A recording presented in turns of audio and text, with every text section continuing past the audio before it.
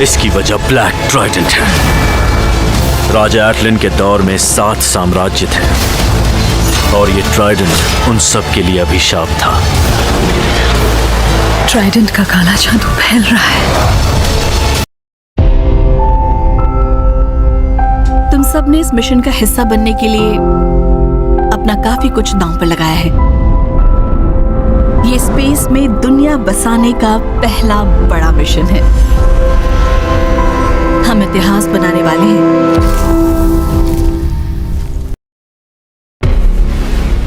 मेरे पास तुम्हारे लिए सिर्फ एक शब्द है, टेनेट। इससे सही दरवाजे खुलेंगे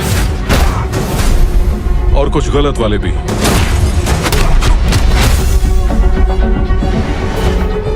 संभल के यूज करना। तो कहानी की शुरू होते ही हमें स्पेस में एक घूमते हुए मेट्रॉइड को दिखाया जाता है, जिस मेट्रॉइड को स्पेस में एक कॉर्पोरेशन कास्पेसी पाकर ले जाता है और साइंटिस्ट इस मेट्रॉइड के ऊपर रिसर्च करना शुरू कर देते हैं। और रिसर्च के दौरान साइंटिस्ट को पता चलता है कि इस मेट्रॉइड के अंदर एक फेस सगर था, जिसे एलियन का एग भी कहा जा सकता है, जो कि इंसान या किसी जानवर के अंदर जाकर एक नई जीव को जन्म देता है। सीन कट होता है और हमें रेन नाम की एक लड़की से मिलवाया जाता है, जो कि किसी दूसरे प्लेनेट पर अपने भाई के साथ रहती है और उसके भाई का नाम एंडी होता है, जो कि एक इंसान नहीं बल्कि एक एंड्रॉइड रोबोट होता है, जिसे उसके डैड ने बनाया था रेन का ख्याल रखने के लिए। और जल्द ही रेन इस प्लेनेट को छोड़कर दूसरे प्लेनेट पर रहने के लिए जाना चाहती है, क्योंकि उनके प्लेनेट से सूरज नहीं दिखाई पड़ता था और वो सूरज को देखना चाहती थी। और जाने के लिए इन्हें चाहिए थी एक टिकट। ये उन्हें तब मिलता जब ये 12,000 वर्किंग आवर्स कंप्लीट कर लेते। रेन एंडी के साथ मिलती है और अपने वर्किंग आवर्स पूरे कर लेती है। और जब टिकट लेने के लिए जाती है तो उसे पता चलता है कि अब रूल्स चेंज हो चुके हैं। पहले जो टिकट 12,000 घंटे काम करने के बाद मिलते थे, अब वो टिकट 24,000 काम करने के बाद मिलेंगे, जिसे सुनकर रेन बहुत ही ज्यादा निराश हो जाती है, क्योंकि उसे हर हाल में दूसरे प्लेनेट पे जाना था।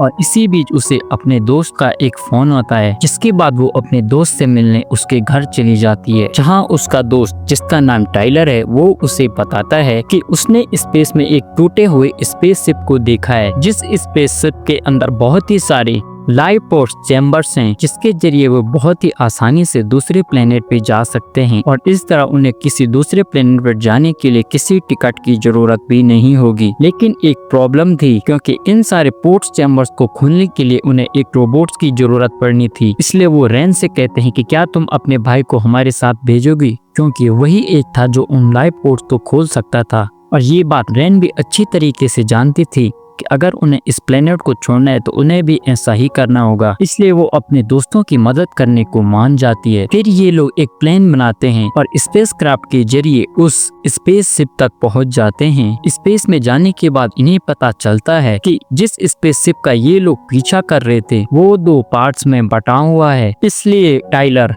एंडी और अपने एक दोस्त को लेकर इस स्पेसशिप के अंदर चला जाता है और बाकी इनके ग्रुप की 3 लड़कियां इन्हें बाहर बैठकर देख रही थी। एंडी इस स्पेसशिप को खोल सकता था और उसी के खोलने के बाद ये सभी लोग इस स्पेसशिप के अंदर चले जाते हैं और अंदर जाकर वो लोग हैरान हो जाते हैं कि इस स्पेसशिप का एक पार्ट तबाह हो चुका था, जैसे कि वो मेल्ट हो गया हो। और यहाँ पर एक मेल्ट हुआ ह्यूमनॉइड रोबोट्स भी पड़ा होता है।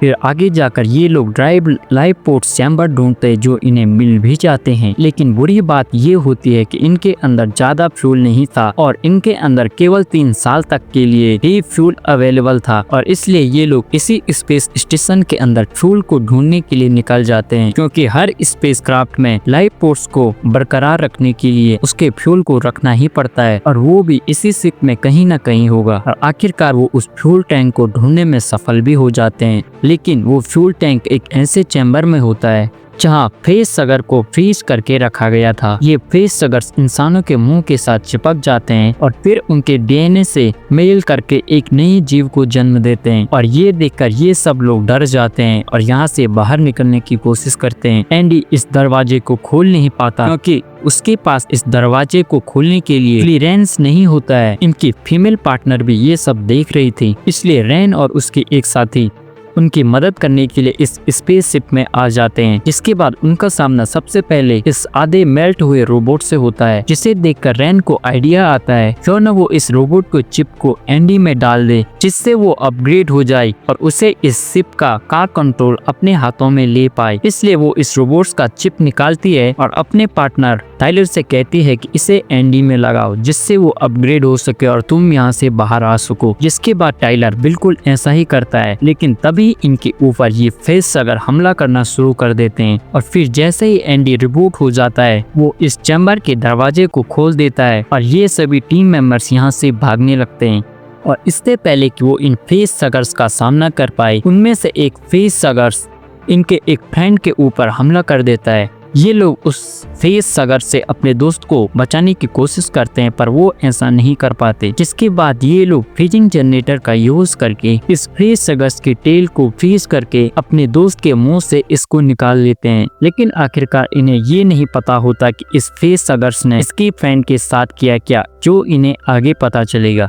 और अभी इन लोगों ने इस मुश्किल से छुटकारा पाया ही था कि तभी ये स्पेस स्टेशन दो हिस्सों में बढ़ जाता है। एक टीम में रैन, एंडी और टाइलर होता है और दूसरी टीम में इनके दो अलग साथी। इसी टाइम रैन भी ये महसूस करती है कि उस चिप को डालने की वजह से एंडी बहुत ही ज्यादा एडवांस हो जाता है। वो अच्छे तरीके से बातें कर रहा था और बातों को समझने लगा था और साथ ही साथ उसके मोटर सिस्टम भी अच्छे तरीके से काम करने लगे थे। और दूसरी तरफ वो लड़की जिस पर फेसहगर्स ने हमला किया था, अचानक से उसकी तबीयत बिगड़ने लगती है और उसके पेट में दर्द होने लगा था और तभी उसके सीने को फाड़कर एक फेसहगर्स बाहर निकल जाता है और तभी वहाँ पर इस लड़की की मौत भी हो जाती है। और ये सब कुछ टाइलर, रैन और एंडी भी देख रहे थे और वो लड़की इस स्पेसक्राफ्ट की पायलट थी, इसलिए उसके जोते ही ये स्पेसक्राफ्ट इसी स्पेस स्टेशन के एक दूसरे पार्ट पे जाके टकरा जाता है और अब ये लोग भी इसी स्पेसक्राफ्ट के जरिए यहाँ से बाहर निकल सकते थे और इसलिए ये लोग वहाँ तक पहुँचने का एक प्लान बनाते हैं। ट्रेन ये बात जानती थी कि इन फेसहगर्स के मुंह और हाथ नहीं होते, इसके साथ ही इनकी आंखें भी नहीं होती। वो इंसानों की बॉडी टेम्परेचर और शोर के जरिए उन्हें डिटेक्ट कर पाते हैं। इसलिए ये लोग फैसला करते हैं ये लोग उस चैम्बर का टेम्परेचर अपने टेम्परेचर के बराबर कर देंगे, जिसके बाद इन फेसहगर्स को इनके यहाँ होने का अंदाजा भी नहीं होगा। और जब इनकी बॉडी का टेम्परेचर और रूम का टेम्परेचर बराबर हो जाता है तब ये लोग आगे बढ़ने लगते हैं। और जब ये लोग इस चैम्बर में जा ही रहे होते हैं तभी इनके एक साथी का इन्हें एक फोन आ जाता है, जिसके पीछे एक एलियन मौजूद होता है। और जैसे ही वो एलियन इस लड़की पे हमला करता है तो उसकी चीखें और आवाज सुनकर टाइलर और रैन भी डिस्ट्रैक्ट हो जाते हैं। जिसके बाद ये फेसहगर्स फौरन ही इनके ऊपर हमला करना शुरू कर देते हैं, लेकिन यहाँ पर एंडी उनकी मदद करता है और यहाँ पर वक्त रहते ही टाइलर और रैन को उस चैम्बर से बचा लेता है और फेसहगर्स का रास्ता ब्लॉक कर देता है। जिसके बाद ये लोग फाइनली एक दूसरे चैम्बर में आ जाते हैं जहां वो सेफ होते हैं और उसी चैम्बर के अंदर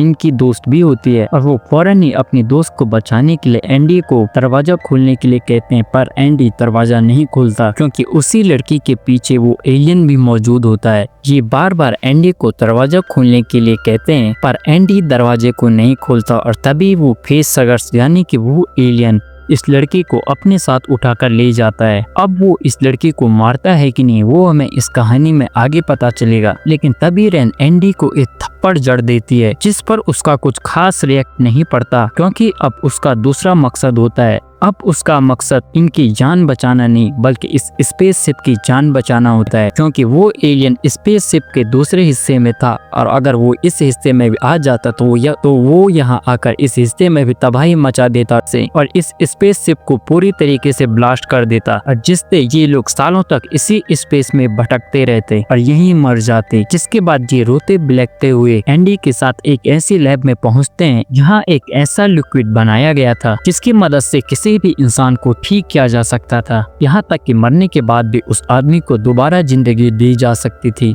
रैन यहाँ पर एक वीडियो देखते हैं जहाँ पर उस लिक्विड का डेमो दिया गया था। एक बीमार माउस यानी कि एक बीमार चूहे के अंदर जैसे इस लिक्विड को इंजेक्ट किया जाता है तो वो फौरन ही कुछ ही सेकंडों के अंदर फिर से सेहतमंद और ठीक हो जाता है।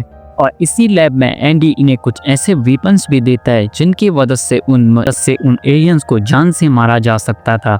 और इसी के बाद ये सारे लोग इसी लैब से बाहर आ जाते हैं और एक ऐसी जगह पर पहुंचते हैं जो किसी केव की तरह लग रहा था। असल में ये एक केव नहीं थी बल्कि उन एलियंस की पनपने का एक क्षेत्र था जहां वो जीव इंसानों को पकड़ते हैं और फिर उनसे अपने अंदर एक नई जीव को जन्म देते थे। जिसके बाद ये लोग फैसला करते हैं कि ये अब यहाँ से अपनी स्पेसशिप में नहीं जाएंगे। लेकिन जैसे ये लोग अपना रास्ता बदलने को होते हैं तभी टाइलर को एक आवाज आती है जो कि उन्हीं के साथी की थी। इसलिए टाइलर और रेन उसको बचाने के लिए तेजी से इन एलियंस की केव की तरफ दौड़ने लगते हैं। और जैसे ही वो लोग अपने साथी को बचाने के लिए होते हैं तभी ये एलियंस यानी कि फेसहगर्स भी इनकी आवाज को सुन लेकर इन पे हमला करने के लिए तैयार हो जाते हैं। और जैसे ये लोग यहाँ से भागने की कोशिश कर रहे होते तभी एक फेसहगर्स टाइलर्स के ऊपर हमला कर देता है और उसे अपने छत्ते में लेकर चले जाता है और उसे वहीं जान से मार देता है। और यहीं पर एंडी के ऊपर भी एक फेसहगर्स हमला कर देता है जिससे वो वहीं पर बेहोश हो जाता है। लेकिन रेन और उसके दोस्त एक लिफ्ट के जरिए अपने स्टेशन तक पहुंचने वाले होते हैं। लेकिन तभी रेन इस लिफ्ट को रोकती है और अपने साथी से कहती है कि तुम ये लिक्विड लेके स्पेसक्राफ्ट में जाओ, मैं और एंडी बाद में लौट आएंगे। जिसके बाद रेन अकेले ही एंडी को बचाने के लिए नीचे निकल पड़ती है और जैसे ही वो उसे बचाती है इनके ऊपर बहुत से सारे फेसहगर्स इनके ऊपर हमला कर देते हैं। जिसके बाद रेन इनसे बचने के लिए ग्रेविटी जनरेटर ऑफ कर देती है और फिर एक एक करके इन फेसहगर्स को गोलियों से भूनना शुरू कर देती है। और जैसे ये बहुत सारे फेसहगर्स को जान से मार देते हैं तो ये लोग भी लिफ्ट की तरफ बढ़ने लगते हैं। लेकिन तभी ग्रेविटी जनरेटर ऑन होने की वजह से रेन खुद ही नीचे गिरने लगती है। लेकिन तभी उसे एक फेसहगर्स पकड़ लेता है और जैसे ही वो रेन को मारने वाला होता है तभी एंडी उसकी जान बचाने के लिए उस फेसहगर्स के ऊपर गोलियां बरसाना शुरू कर देता है जिससे वो फेसहगर्स वहीं पर मर जाता है। और ये लोग भी उस स्पेसक्राफ्ट तक पहुंच जाते हैं और फौरन ही इस स्पेसक्राफ्ट को ऑटो पायलट पे लेके अपनी मंजिल यानी कि दूसरे प्लेनेट को ले जाने लगते हैं। जिसके बाद रेन एंडी को ऑनलाइन करने के लिए उसे इस स्पेसक्राफ्ट से कनेक्ट करती है और खुद अपने साथी को एक ट्रायोपॉड चैम्बर में सुला देती है। और जैसे ही वो कुछ समय के बाद अपने साथी को चेक करने जाती है तो वो देखती है कि उसके साथी का पेट अचानक से काफी बड़ा हो गया था और उसके पेट से अचानक से एक अजीब सा क्रिएचर बाहर आने लगा जिसे देखकर रेन और उसके दोस्त दोनों ही डर गई। जिसके बाद रेन उस क्रिएचर को अपनी दोस्त के पेट से फाड़कर उसे अलग कर देती है और जैसे ही वो उसे मारने वाली होती है वो देखती है कि उस क्रिएचर के अंदर एक छोटा सा मासूम सा बच्चा है और जहाँ पर वो बच्चा होता है वो सरफेस खुद ही मेल्ट हो जाता है और वो बच्चा नीचे गिर जाता है। इसके बाद रेन उसे ढूंढने के लिए नीचे जाती है लेकिन वो वहाँ नहीं होता। वो एलियन का बच्चा रेन के साथी के पास पहुँच जाता है।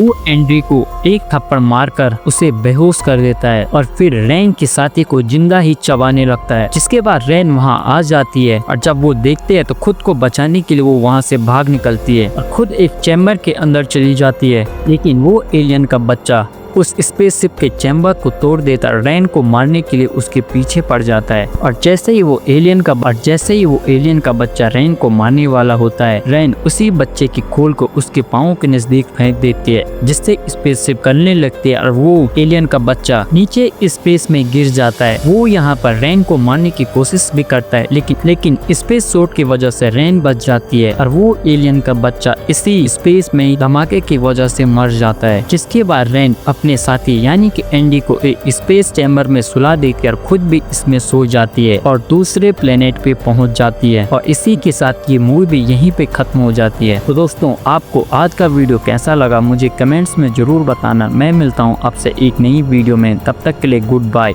अगर आपको वीडियो पसंद आया तो प्लीज़ से वीडियो को लाइक और चैनल को जरूर से सब्सक्राइब कर देना। मैं मिलता हूँ आपसे एक नई वीडियो में, तब तक के लिए गुड बाय।